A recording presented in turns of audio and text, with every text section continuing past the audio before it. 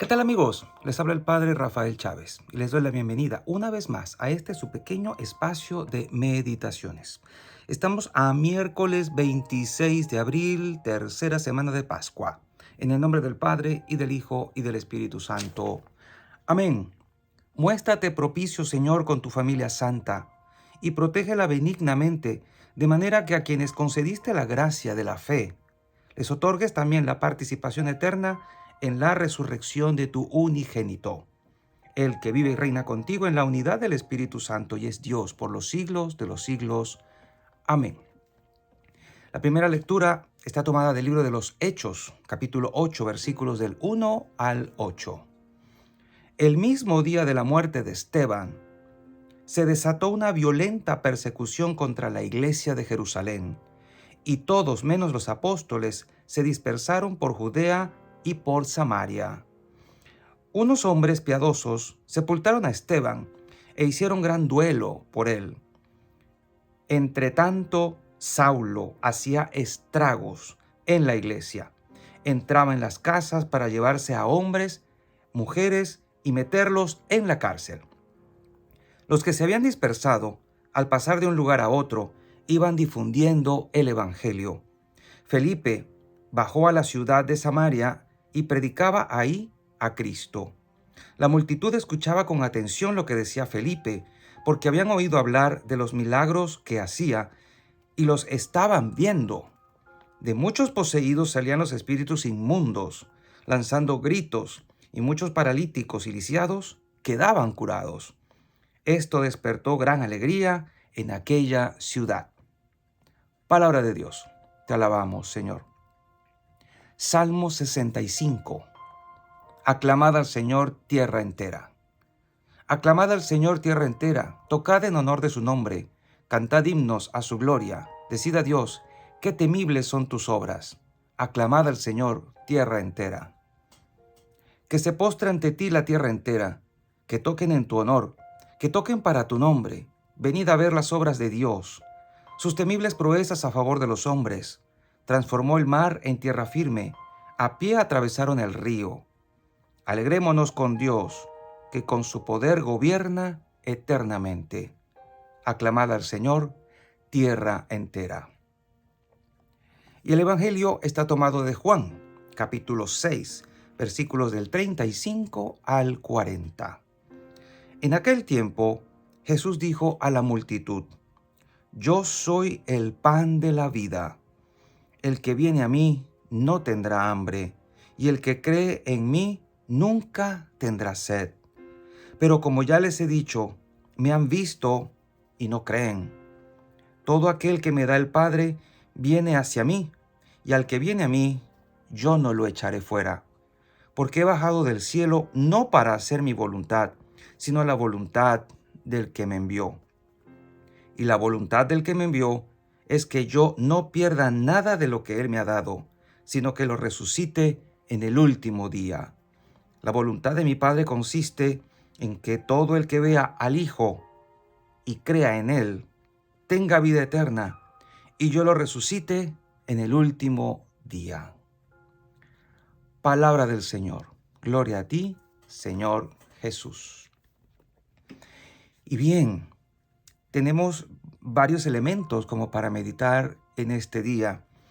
El primero es ver cómo Dios saca bienes de algunos males, o de todos los males.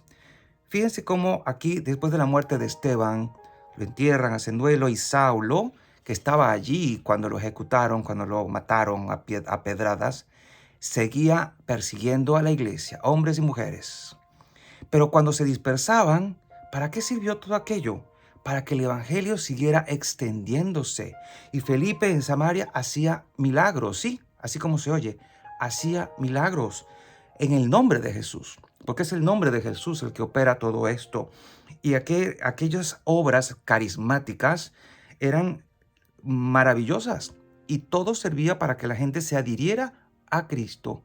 Todas estas cosas que estaban pasando aquí, que los poseídos eran liberados, de los cuales salían espíritus inmundos, lanzando gritos, paralíticos y lisiados quedaban curados. ¿Para qué era todo eso?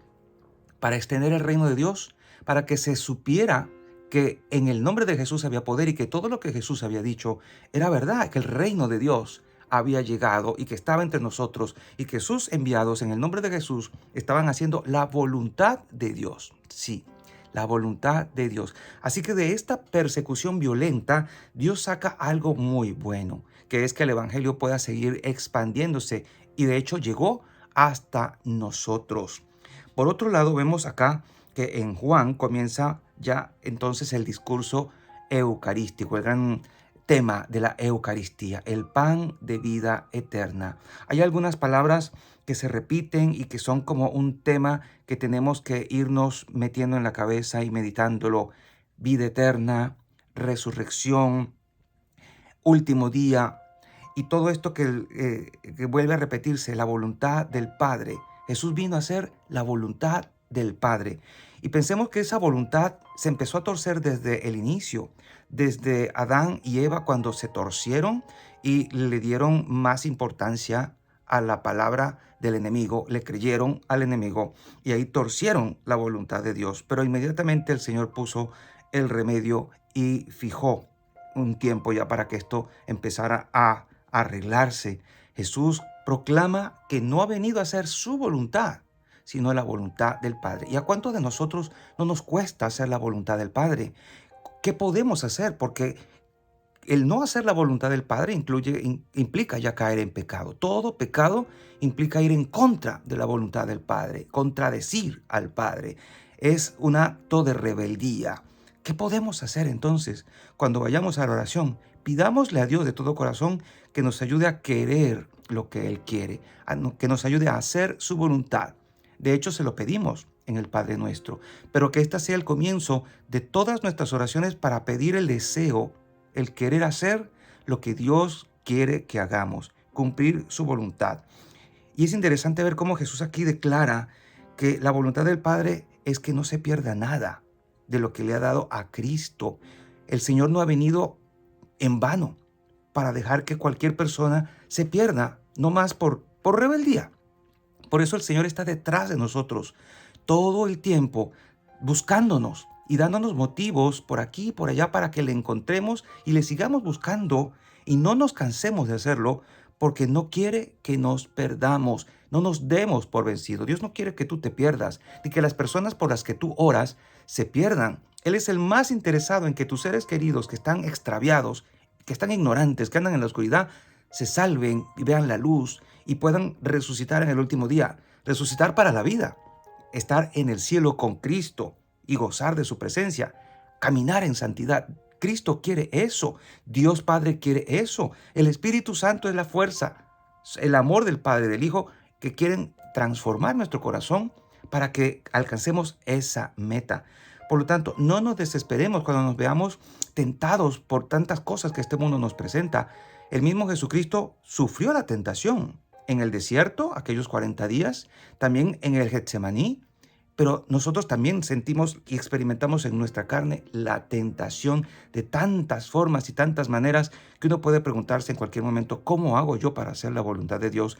Si cada día lo que me noto es más fragilidad, pues no te asustes, estamos hechos de barro y Dios sabe que somos frágiles, que somos débiles, pero no por ello vamos a excusarnos tras nuestra debilidad para pecar y seguir pecando así nomás. No, el Señor quiere que entremos en su presencia y que con la ayuda de su gracia podamos querer hacer su voluntad, desear hacer su voluntad.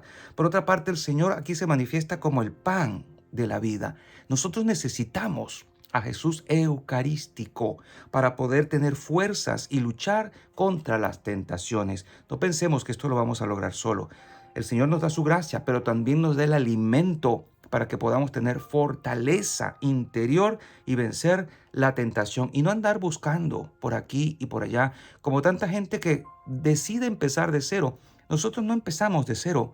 Tenemos todo un recorrido de 2000 años de cristiandad por el que han recorrido hombres y mujeres de todas las edades y han encontrado aquí la plenitud, han encontrado a Dios y ya el camino está allí para que nosotros lo recorramos en compañía de toda esta pléyade de hombres y mujeres santos y niños y adolescentes también El que viene a mí no tendrá hambre, y el que cree en mí nunca tendrá sed. ¿Y a qué se refiere el Señor? Puede referirse a muchas cosas, de hecho, pero básicamente es a esa sed de eternidad, de plenitud. Aquí ya no hay que ir buscando por allí a ver dónde está la verdad, dónde consigo la verdad. El Señor es la verdad. Él es la plenitud, Él es la vida, Él es el alimento y la bebida que me puede ayudar a vivir en esta vida y a alcanzar la eternidad. El problema es que no creemos, y aquí lo dice el Señor. El que cree en mí nunca tendrá sed, pero como ya les he dicho, me han visto y no creen. También tenemos que pedir la gracia de la fe, de poder creer, que es esa convicción interior de asentir lo que el Señor nos ha revelado. Es emocionante escuchar esto. Todo aquel que me da el Padre viene hacia mí, y al que viene a mí, yo no lo echaré fuera. El Señor nos quiere en sus manos, en sus brazos. El Señor nos quiere junto a Él.